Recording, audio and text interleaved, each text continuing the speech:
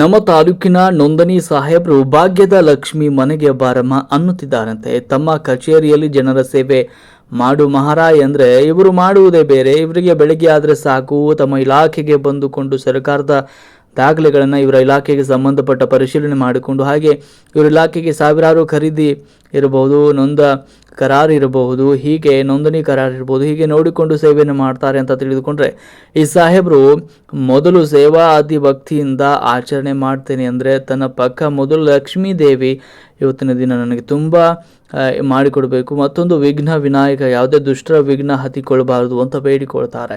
ಅದೇ ರೀತಿ ಸರಸ್ವತಿ ತಾಯಿ ಹತ್ತಿರ ಶಿಕ್ಷಣ ಕೊಟ್ಟ ತಾಯಿ ನೀನು ಸದಾ ಆಶೀರ್ವಾದ ನನ್ನ ಮೇಲೆ ಇರಲಿ ಅಂತ ಬೇಡಿಕೊಳ್ತಾರೆ.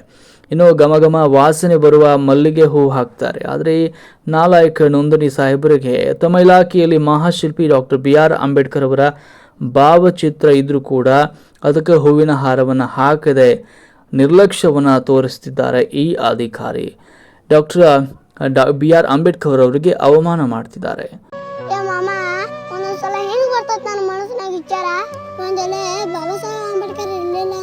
ಸಮಾಜದ ಪರಿಸ್ಥಿತಿ ಹಂಗಿರ್ತಿತ್ತು. ಹರಿದಾದ ಬದುಕನು ಹುಡುಕಿ ನವಿರಾದ ನೂಲನು ಬಳಸಿ ಹಸನಾಗಿ ಹೆಣೆದು ಕೊಡುವ ನೇಕಾರನೇ ಮಾಳಿಗೆಯು ಸೋರುವ ಮುನ್ನ ಛಾವಣಿಯ ಹಾಸುವ ನೀನು.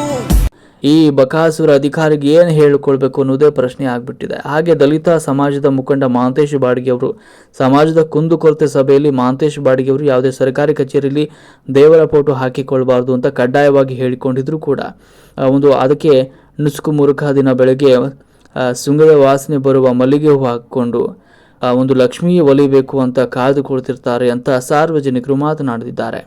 ಮುಂದಿನ ಸಂಚಿಕೆಯಲ್ಲಿ ಕಾದು ನೋಡಿ ಈ ಬಕಾಸುರನ ಕರ್ಮಕಾಂಡ.